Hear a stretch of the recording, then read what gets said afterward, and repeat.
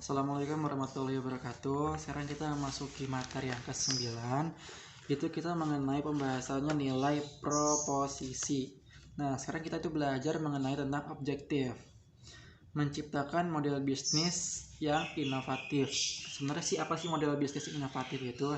Itu tuh sebenarnya simpelnya kita kalau punya bisnis, kita kembangin lagi. Kita apa yang kurang, kita perbaharui lagi, kita perbaiki lagi sehingga kita kedepannya itu nggak ketinggalan zaman atau nggak ketinggalan tren apa sih kalangan sekarang itu. Nah, yang selanjutnya itu ada pengantar.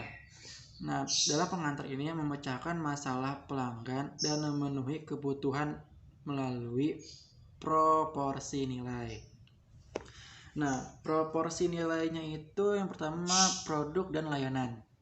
Terus pendapatan pencipta dan penghilang rasa sakit. Untuk profil customernya itu keuntungan, sakit, pekerjaan, pelanggan. Nah, itu sama jadinya. Nah, yang selanjutnya itu nilai dalil.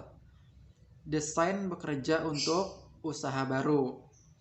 Nah, individu atau tim yang berangkat untuk menciptakan proporsi nilai dan model bisnis yang hebat dari awalnya nih ya.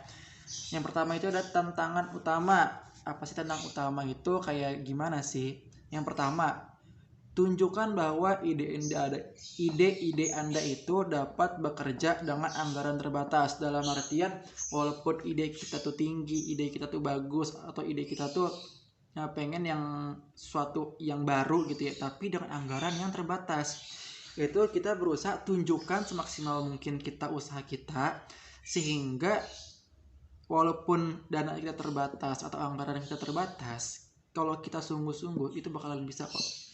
Dan ubah semuanya dari anggaran terbatas hingga anggaran yang tidak terbatas. Dalam artian dari yang kita nggak punya apa-apa, kita tunjukkan bakat kita, ide-ide kita, sehingga kita tuh bisa melampauinya. Nah, yang kedua itu kelola kelibatan investor jika Anda mengskalakan ide-idenya.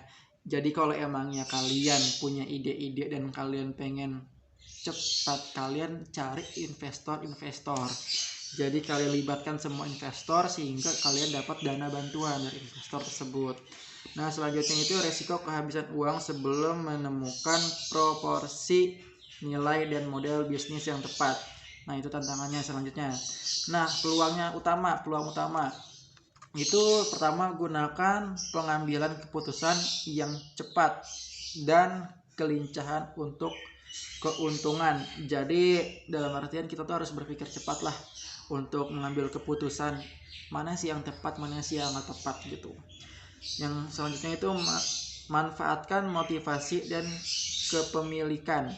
Dan selanjutnya itu sebagai pendorong kesuksesan. Jadi manfaatin inovasi kita, manfaatin semua yang kita punya sebagai pendorong kita menjadi sukses lagi ke depannya. Seperti itu. Slide kelima, profil pelanggan. Ada 9 bagian. Yang pertama umur atau usia, 2 lokasi, 3 hobi, 4 pekerjaan, 5 kebiasaan membeli, 6 tantangan, 7 sasaran, 8 pergantian, 9 pendapatan. Pelanggan profil dalam kurung segmen menggambarkan segmen pelanggan tertentu dalam model bisnis Anda dengan cara yang lebih terstruktur dan terperinci. Ini memecah pelanggan menjadi pekerjaan, rasa sakit, dan keuntungannya. Slide ke-6, pekerjaan pelanggan. Apa yang pelanggan coba selesaikan dalam pekerjaan dan kehidupan mereka seperti yang diuntungkan dengan kata-kata mereka sendiri.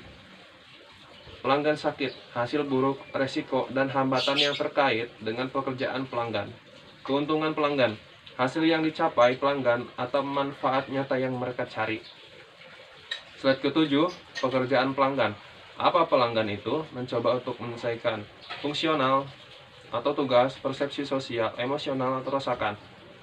Pekerjaan pelanggan, ada 4 bagian, yaitu pekerjaan fungsional, pekerjaan sosial, pekerjaan pribadi atau emosional, yang keempat, pekerjaan pendukung.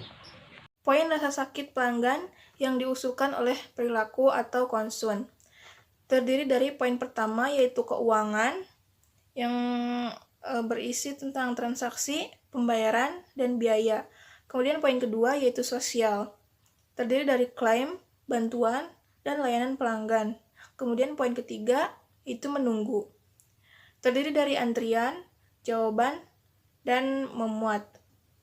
Nah, apabila pelanggan sakit, tidak diinginkannya hasil masalah dan karakteristik, kemudian hambatan, kemudian risiko atau tidak diinginkannya potensi hasil tersebut. Kemudian nilai proposisi, value atau nilai, proposisi nilai. Blok bangunan proposisi nilai menjelaskan kumpulan produk dan layanan yang menciptakan nilai untuk segmen pelanggan tertentu. Kemudian banyak pertanyaan mengenai proposisi nilai. Yang pertama, apakah nilai kita kirim ke pelanggan? Kemudian yang mana dari pelanggan kami ada masalah, apakah kita dapat membantu atau menyelesaikan? Kemudian pelanggan yang mana dan kebutuhan apakah kita memuaskan? Kemudian bundle apa produk dan layanan yang kami tawarkan kepada setiap segmen pelanggan. Nilai-nilai proposisi, yaitu ada beberapa macam. Yang pertama ada kebaruan, pertunjukan, kustomisasi, penyelesaian pekerjaan, rancangan, harga, pengurangan biaya, pengurangan resiko, kemampuan akses, kegunaan atau kenyamanan. Yang selanjutnya itu ada peta nilai. Peta nilai atau proposisi yang menggambarkan fitur dari nilai tertentu proposisi dalam model bisnis Anda dengan cara yang lebih terstruktur dan terperinci. Ini memecah proposisi nilai Anda yang akan menjadi produk dan layanan, penghilang rasa sakit, dan pencipta keuntungan. Yaitu ada beberapa bagian produk dan layanan. Produk layanan ini adalah daftar semua produk dan layanan yang dibangun berdasarkan proposisi nilai. Yang kedua yaitu penghilang rasa sakit, yaitu bagaimana produk dan layanan Anda meringankan rasa sakit ke si pelanggan. Yang ketiga, dapatkan pencipta keuntungan, yaitu bagaimana produk dan layanan Anda membuat keuntungan pelanggan. Slide selanjutnya yaitu produk dan layanan. Yang pertama, fisik atau nyata. Lalu yang kedua, tidak berwujud. Yang ketiga, digital. Lalu yang terakhir yaitu keuangan. Selanjutnya yaitu pereda nyeri 1. Tanyakan pada diri sendiri, bisakah produk Anda dan jasa yang pertama menghasilkan tabungan dari segi waktu, uang, dan usaha. Yang kedua, membuat pelanggan Anda merasa lebih baik dengan membunuh frustasi, gangguan, dan hal-hal lain yang membuat pelanggan sakit kepala. Lalu yang ketiga, memperbaiki solusi yang berkinerja buruk dengan memperkenalkan fitur baru, kinerja yang lebih baik, atau peningkatan kualitas. Lalu selanjutnya yang keempat, taruh, yaitu mengakhiri kesulitan dan tantangan yang dihadapi pelanggan Anda dengan membuat segalanya lebih mudah atau menghilangkan hambatan. Selanjutnya, memusnahkan atau menghapus konsekuensi sosial negatif yang dihadapi atau ditakuti pelanggan Anda dalam hal kehilangan muka atau kehilangan kekuasaan, kepercayaan, atau status. Selanjutnya yaitu menghilangkan resiko yang ditakuti pelanggan Anda dalam hal keuangan, sosial, resiko teknis, atau hal-hal yang berpotensi salah. Selanjutnya, membantu pelanggan Anda tidur lebih nyenyak di malam hari dengan mengatasi masalah yang signifikan, mengurangi kekhawatiran, menghilangkan kekhawatiran. Selanjutnya, batasi atau hilangkan. Membatasi atau menghapus atau menghilangkan kesalahan umum yang dilakukan pelanggan dengan membantu mereka menggunakan solusi dengan cara yang benar. Lalu yang terakhir,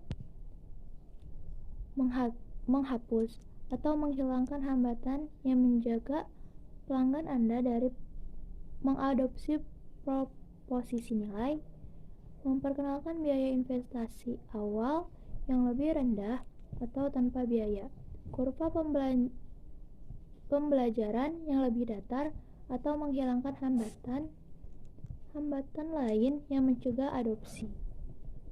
Kreator 1. Tanyakan pada diri Anda, bisakah produk dan layanan Anda? 1. Membuat tabungan yang menyenangkan pelanggan Anda dari segi waktu, uang, dan tenaga.